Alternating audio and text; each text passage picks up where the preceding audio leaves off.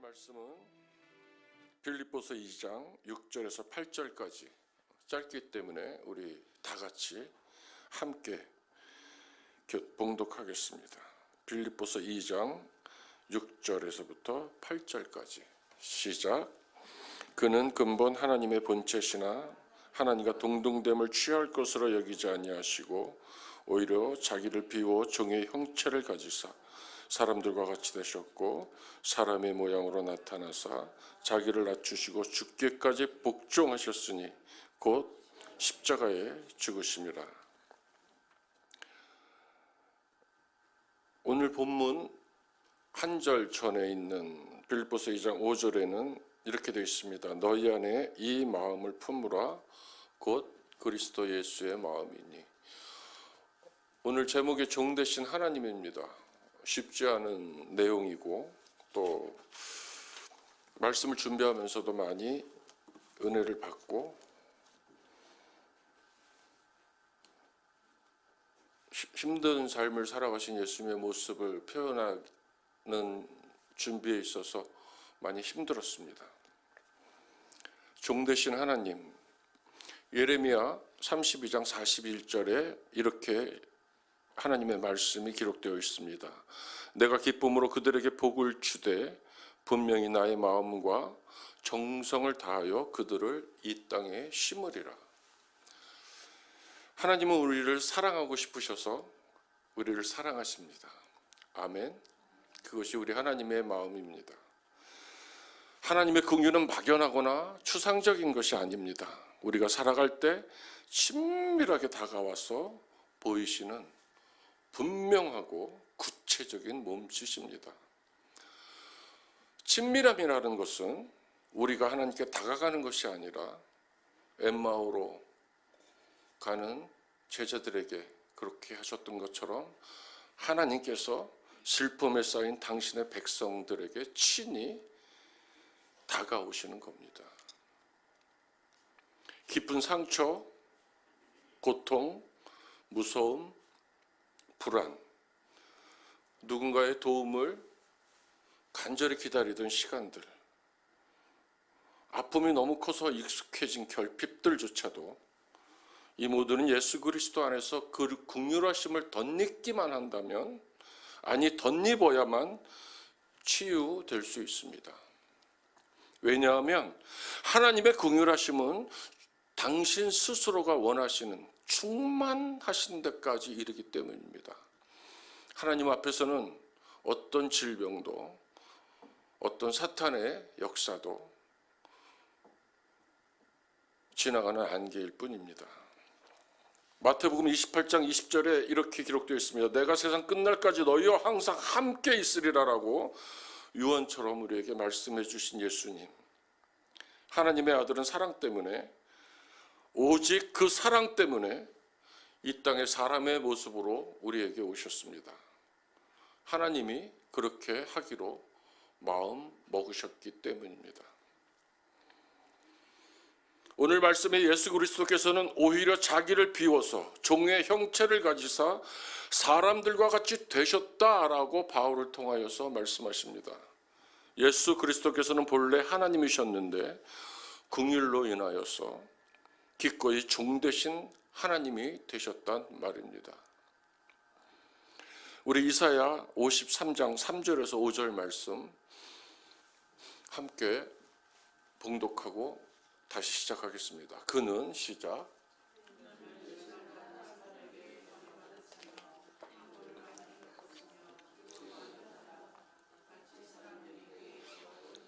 주님.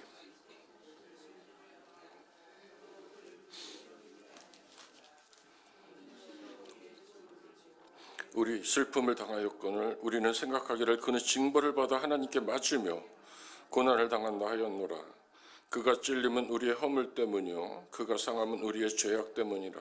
그가 징계를 받음으로 우리는 평화를 누리고 그가 채찍에 맞음으로 우리는 나음을 받았도다.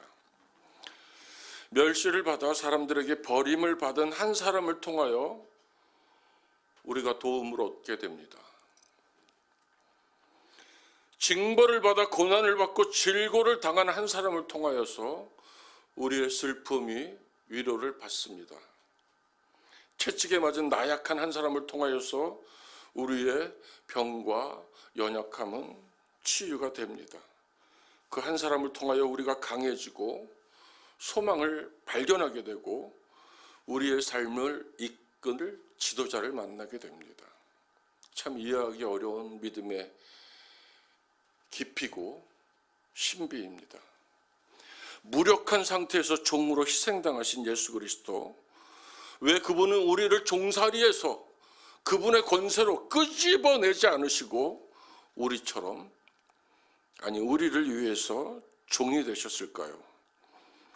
왜 그는 우리를 지배하는 영향력들과 권력 아래 똑같이 굴복하신 것일까요? 성경에 우리가 알고 있는 하나님은 왕 중의 왕이요, 주 중의 주요, 천군 천사를 거느리신 분. 시편 104편에 보면 물에 자기 누각의 들보를 얹으시고 구름으로 자기 수레를 삼으시고 바람을 날개로 타고 다니시는 분, 천지를 창조하신 창조주, 그분께서 왜 모든 것을 포기하시고 의존적인 상태를 취하신 무력한 종으로 이 땅에 우리 곁에 우리를 위해 우리의 모습으로 오신 것일까요? 핸델이 노래합니다. 우리를 위해 한 아기가 나셨다고.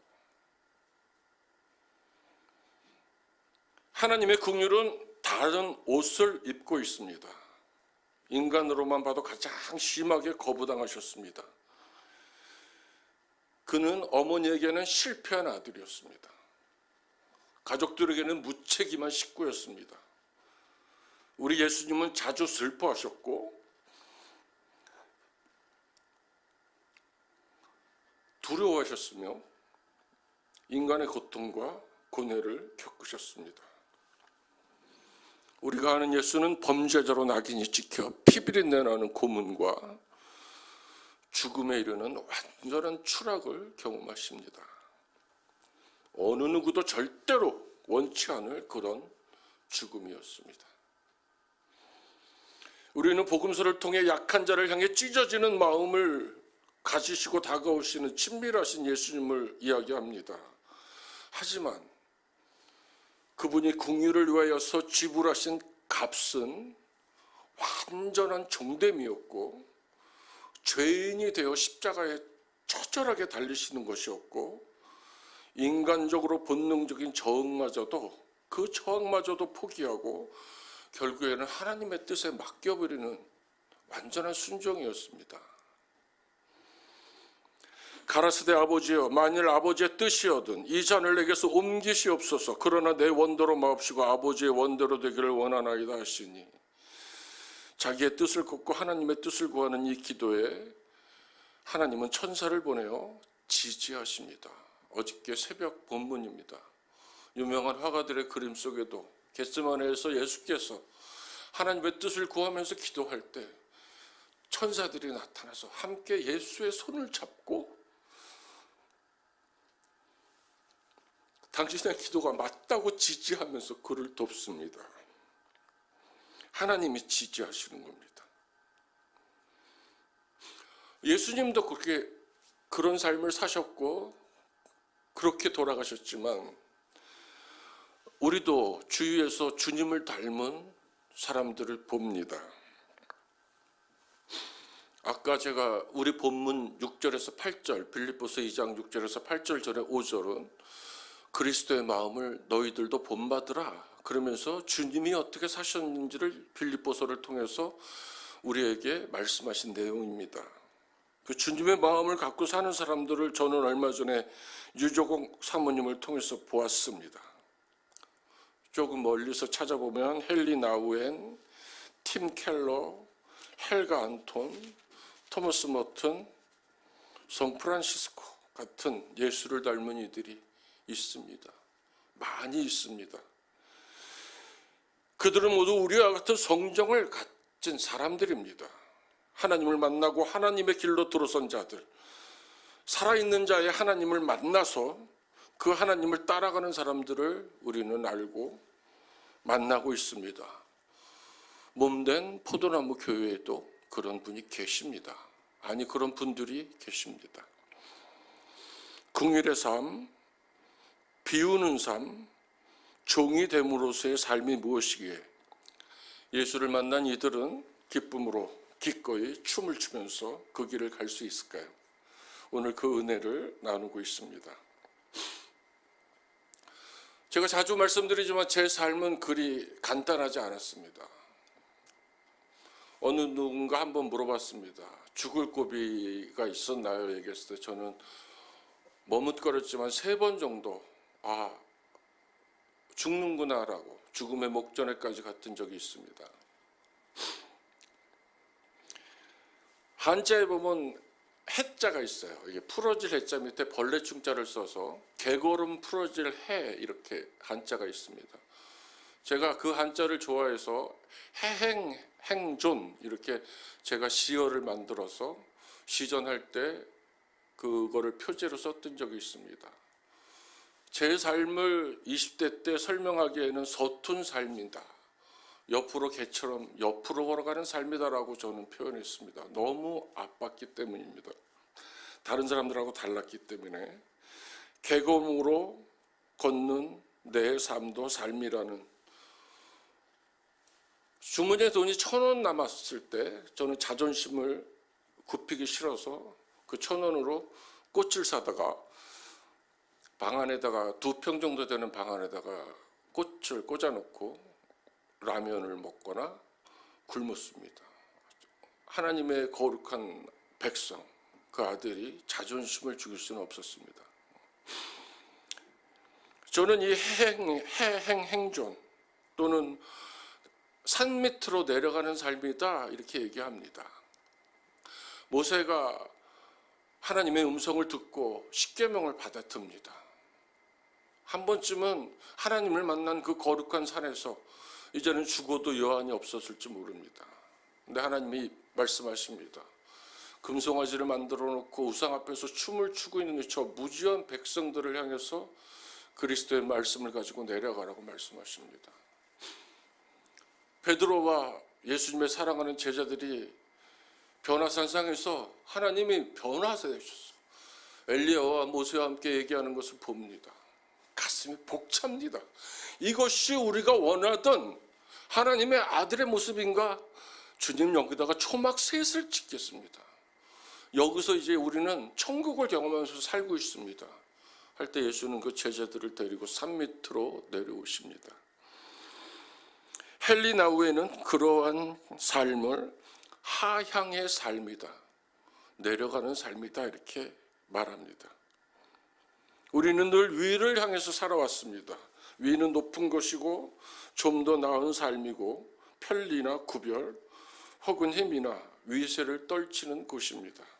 그것은 거짓을 좀 해도 용납이 되는 세계일지도 모릅니다.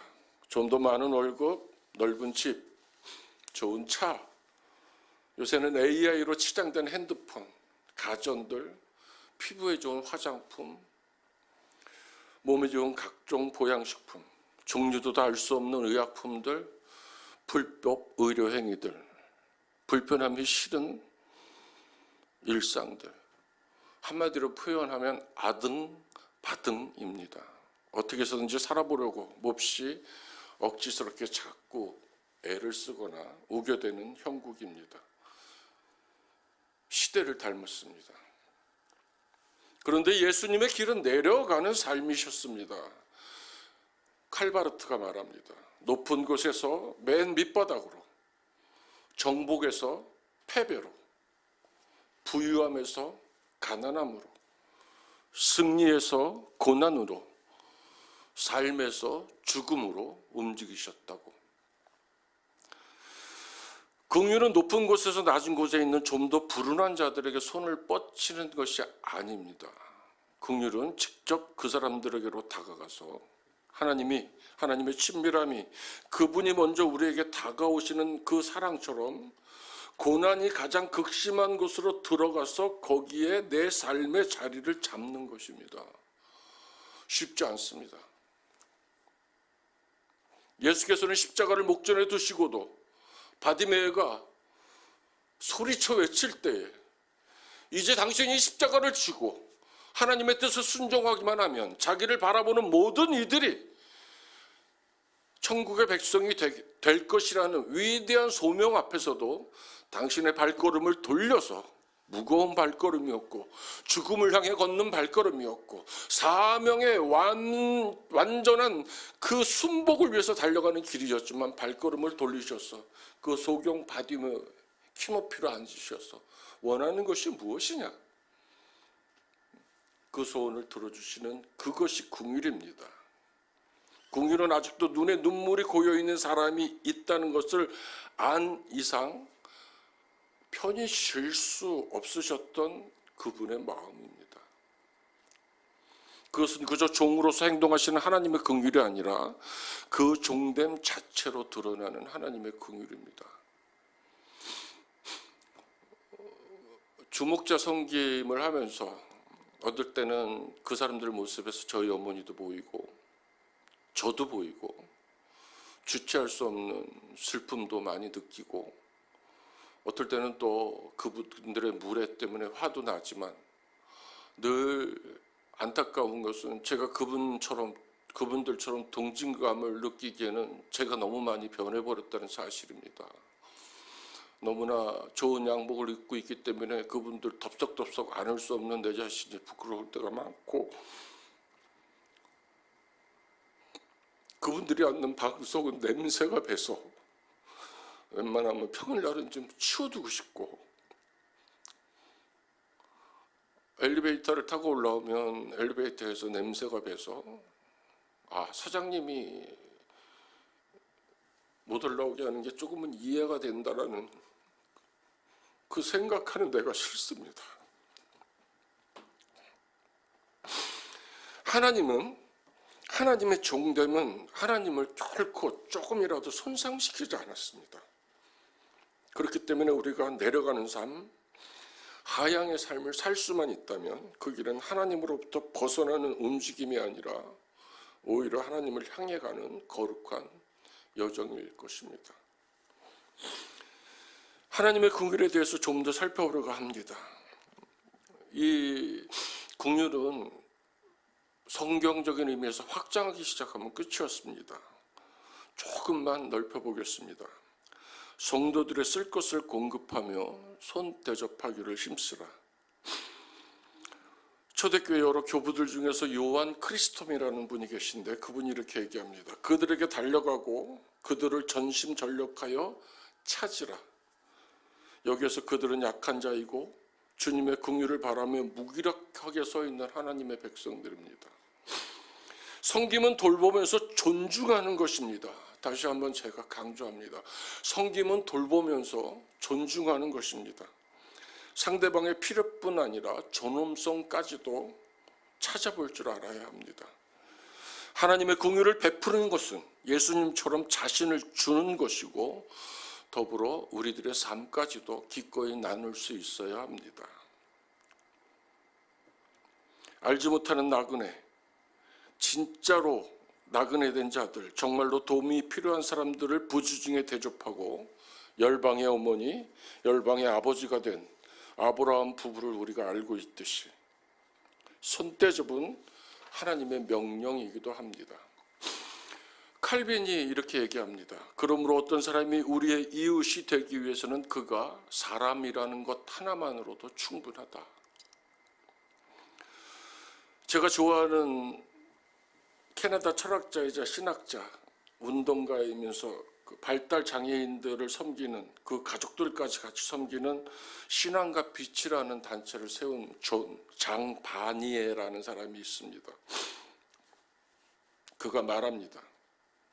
사람들이 자신들이 있는 그대로 인정받고 사랑받는 것과 자신들이 어떤 장소를 가졌다고 느낄 때 그곳에서 진정한 변화, 회복이 일어나는 것을 목격한다.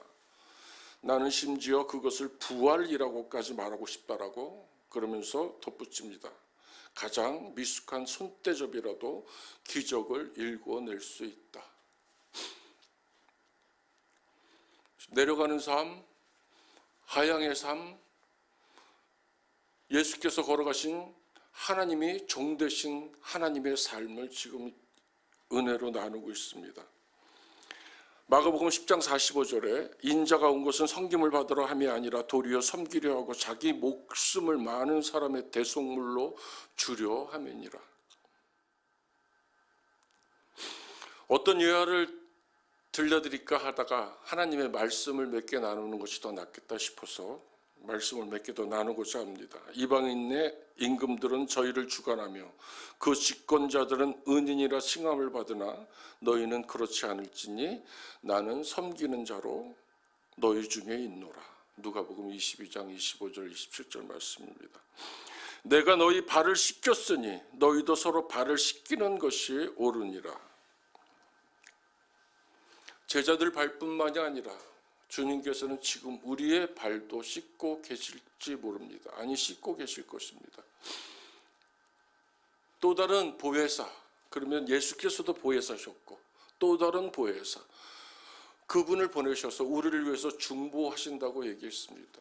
스데반이 돌에 맞아서 죽을 때 하늘을 올려다보니까 예수 그리스도께서 서서 그를 맞이했다고 했습니다. 우리를 보고 계신 분입니다. 안타까운 심정으로 우리의 마음, 한때의 선함만을 보는 것이 아니라 우리의 삶 전체가 그분께 드려지는지, 내려가는 삶을 살고 있는지, 너희 중에 누구든지 크고자 하는 자는 너희를 섬기는 자가 되고 너희 중에 누구든지 으뜸이 되고자 하는 자는 너희 종이 되어야 하리라. 인자가 온 것은 섬김을 받으려 함이 아니라 도리어 섬기려 하고 자기 목숨을 많은 사람의 대속물로 주려 함이니라. 바울의 고백입니다. 내가 스스로 모든 사람에게 종이 된 것은 더 많은 사람을 얻고자 함이니. 또 바울이 이렇게 얘기합니다. 내가 이제는 성도를 섬기는 일로 예루살렘에 간다. 죽으러 간다는 얘기입니다. 내가 너희 영혼을 위하여 크게 기뻐함은 재물을 허비하고 또 내 자신까지도 허비하리니. 고린도 후서의 고백입니다. 우리 한번 빌립보서 2장 17절 성경 한번 보고 가겠습니다. 큰 소리로 읽겠습니다. 시작.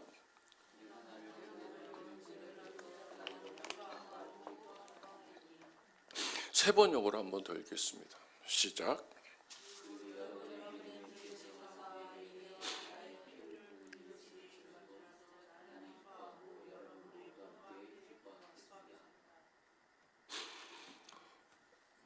결국에 바울은 그 길을 갑니다. 자기 생명을 들여서라도 하나님의 나라를 확장시키고 이 땅에 살아있는 사람들이 자기의 뒤를 쫓아올 수 있는 복음의 비밀을 드러낼 수만 있다면, 이제 내가 너희를 위하여 받는 괴로움을 기뻐하고 그리스도의 남은 고난을 그의 몸된 교회를 위하여 내 몸에 채우노라. 우리 교회에서는 임사자라들이라고 얘기합니다. 예배를 위해서 헌신하는, 섬기는, 예배를 섬기는 분들, 또 식당, 봉사, 피아노, 또 청소하시는 분들 많이 있습니다. 그것이 그리스도를 위한 헌신이라고 하면 우리를 사용하는 것에 대해서 굉장히 기쁨이 있어야 합니다. 아니, 탐을 내야 합니다.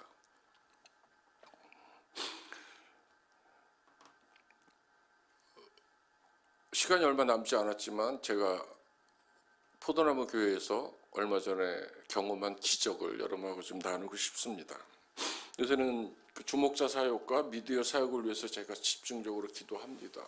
저는 개인적인 기도처를 가지고 있는데 월요일 날에는 가서 한 3-4시간 정도 집중적으로 기도합니다. 주목자 섬김은 육체적인 힘도 필요하고 시간을 드리는 것도 필요하고 친밀한 교제를 위해서는 비위, 제가 가로쳐놓고 이렇게 설교 본문에 이렇게 써놨어요. 이렇게 표현해서 미안합니다. 비위도 있어야 되고 넉살도 있어야 하고 때로는 끌어안고 기도도 해야 돼서 동역자를 같이 하자고 권하거나 구하고, 사람의 이름을, 제가 생각한 사람의 이름을 하나님 앞에 올려드리면서 이분들과 같이 일하고 싶다고 기도하기가 쉽지 않습니다. 좀 조심스럽습니다. 또 미디어 사역은 좀 컴퓨터를 잘 해야 되고 또 전문적인 지식이 있어야 돼서 하나님이 준비하신 여호와 이레의 사람들로 채워주지 않으면 힘들어서 막상 의욕만으로 감당이 되는 게 아니라서 굉장히 조심스럽습니다. 제가 저기 앉아서 그렇게 기도합니다. 하나님, 채워달라고. 저는 그렇게 얘기합니다. 하나님의 군대로 채워달라고. 요동치 않는, 변개치 않는 믿음을 가지고 정말 눈이 오나 비가 오나 어떤 상황 속에서도 자기 자리를 지킬 수 있는 사람들로 세워달라고 기도합니다. 주일날 교회 정리를 다 끝내고 로비에 가서 어떤 자매하고 대화할 시간이 있었습니다. 저는 가만히 있었습니다. 근데 그 자매가 다른 집사님하고 하는 내용입니다. 영상을 자기가 전공을 했고 직장에서 영상 작업을 하고 있는데 우리 교회에서는 영상하는 사람들이 꽤 있어서 자기는 안 해도 되겠지라고 생각을 하고 있었는데 어느 날 영상을 할까요? 이렇게 하나님한테 물어봤답니다. 발은 하나 뒤로 빼고 하나님의 응답이 없기를 바라는 거죠.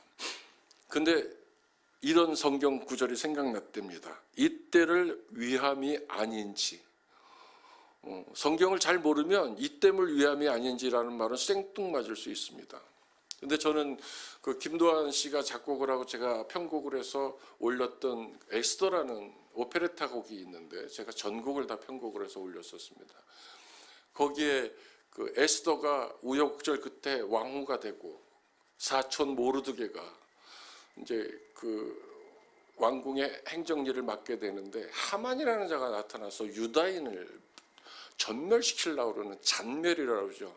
모조리 없애 죽이려는 음모를 꾸밉니다. 그때 모르드게가 찾아가서 에스더한테 이렇게 얘기합니다. 네 민족이 다 죽게 됐다. 이때 내가 만일 잠잠하여 말이 없으면 유다인은 다른 데로 말미암아 노임과 구원을 얻으려니와 너 없이도 하나님은 할 거다, 이 얘기입니다. 너와 내 아버지는 집은 멸망하리라. 내가 왕후의 자리를 얻은 것이 이때가 위함이 아닌지 누가 알겠느냐. 에스더 4장 14절 말씀입니다. 이게 생각이 난 거예요. 더 왜 제가 기적이라고 하냐면 제가 기도하던 시간하고 그 자매가 응답받은 시간하고 거의 맞습니다. 저는 신비주의자가 아니라서 딱 떨어졌다고 얘기하지는 않습니다. 베드로에게 얘기합니다. 내 양을 먹이라. 교회의 모든 사역이 하나님의 나라를 구하고 그분의 임재와 다스림을 기뻐하는 종의 노래입니다. 우리가 내려가는 삶, 산 밑으로 내려가는 삶, 하양의 삶, 종 대신 하나님에 대해서 은혜를 나누고 있습니다. 까닭은 우리가 그분을 십자가를 향해서 순종함으로 달려가신 그 예수님을 본받는, 그 마음을 본받는 삶을 사는 성도들이 되기 위함입니다. 우리의 삶이 하나님의 말씀을 붙들고 하나님께 함께 걷는 길이라면 우리는 이 세상의 빛으로, 소금으로, 섬기는 이들로 대접하는 예배자로 살아야 합니다. 그 길이 하향성의 삶이든 내려가는 삶이든 종됨의 길이든 부활의 영광으로 맞춰질 게 확실하기 때문입니다. 아멘. 끝내 에스더는 죽으면 죽으리라는 각오를 가지고 하나님 앞에 금식기도하며 기도를 하게 되더니 결국에는 역전되어서 모르드게를 매달 심산으로 세웠던 그 15m 되는 가량의 나무에는 하만이 달리게 됩니다. 모든 유다인들은 구원을 받아서 지금도 불임절로 그날을 기념한다는 이야기입니다. 그 말씀을 받고 순종하기로 결심한 그 자매가 고맙습니다.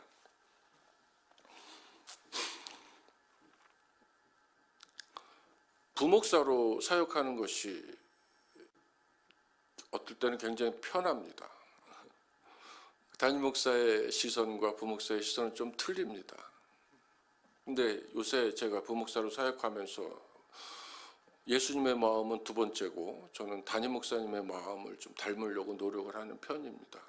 그것이 주님을 기뻐하게 하는 삶이라고. 저는 젊었을 때 하나님을 기쁘게 하는 사람보다는 담임 목사를 기쁘게 하는 종이 되기 위해서 부단히 애를 썼던 사람입니다. 저는 장로로 죽길 바랬었습니다.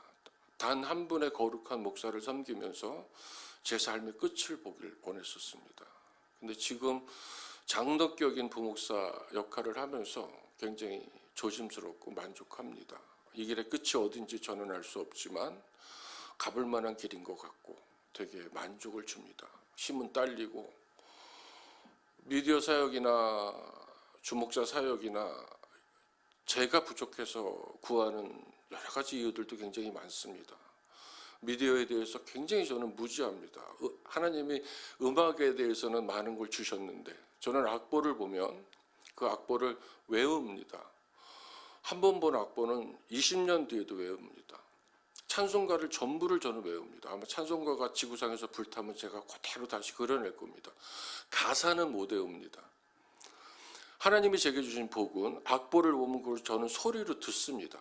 어떤 악보든 그걸 소리로 듣습니다. 20살 때부터 하나님께서 저에게 주신 복입니다.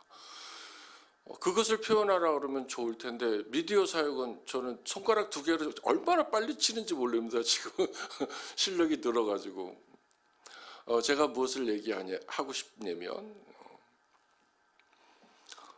열심히 살 수도 있고 우리의 재능을 하나님께 기꺼이 드릴 수도 있고 시간을 내서 중보기도 하는 이 삶, 수요일 날 모이는 삶이 얼마나 아름답습니까?